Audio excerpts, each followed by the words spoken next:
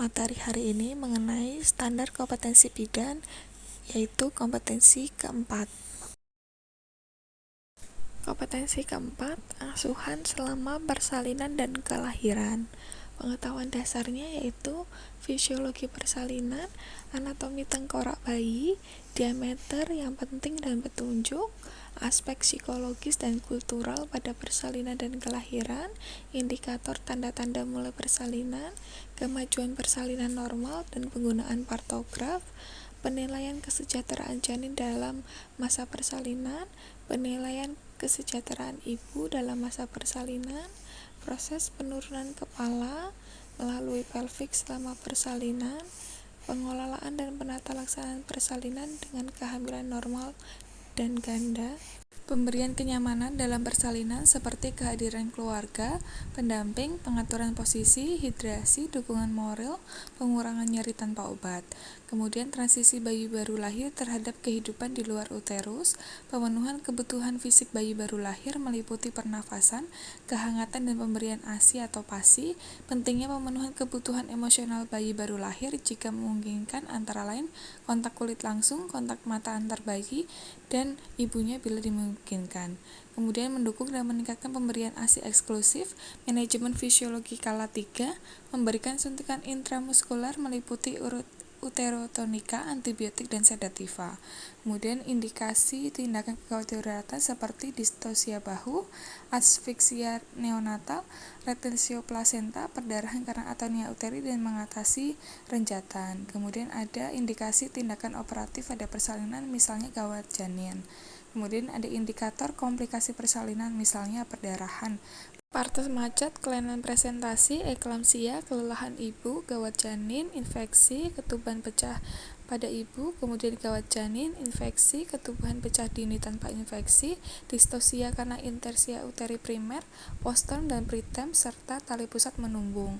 Kemudian ada prinsip manajemen kala 3 secara fisiologis dan prinsip manajemen aktif kala 3. Untuk pengetahuan tambahan sendiri ada 3 poin. Yang pertama, penata laksanaan persalinan dengan malpresentasi, kemudian pemberian suntikan anestesi lokal, akselerasi dan induksi persalinan.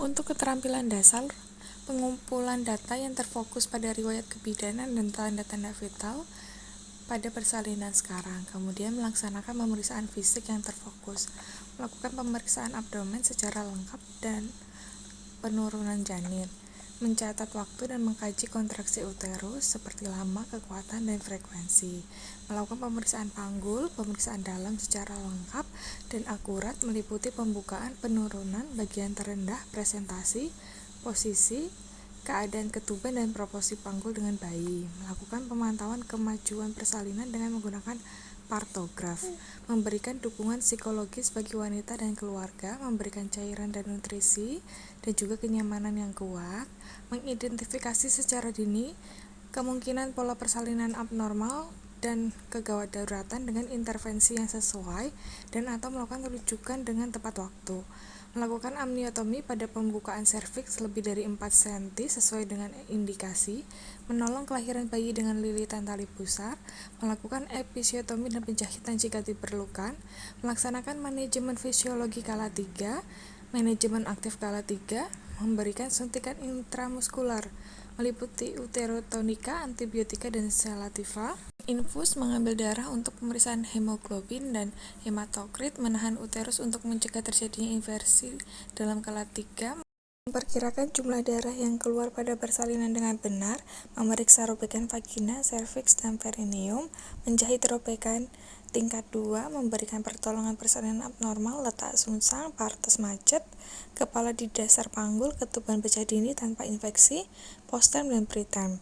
Kemudian melakukan pengeluaran plasenta secara manual, mengelola perdarahan postpartum, memindahkan ibu untuk tindakan tambahan atau kegawat daruratan dengan tepat, memberikan lingkungan yang aman dengan meningkatkan hubungan atau tali kasih ibu dan bayi baru lahir, memfasilitasi ibu untuk menyusui segera mungkin dan mendukung ASI eksklusif, mendokumentasikan temuan-temuan yang penting dan intervensi yang dilakukan.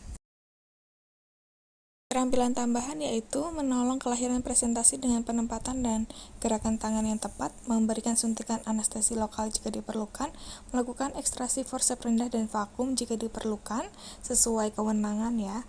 Kemudian mengidentifikasi dan mengelola malpresentasi, distorsia bahu, gawat janin, dan kematian janin dalam kandungan atau IUFD dengan tepat, mengidentifikasi dan mengelola tali pusat menumbung, mengidentifikasi dan menjahit robekan serviks, membuat resep atau memberikan obat-obatan untuk mengurangi nyeri jika diperlukan, kemudian memberikan oksitosin dengan tepat untuk induksi dan akselerasi dan persalinan dan penanganan perdarahan postpartum.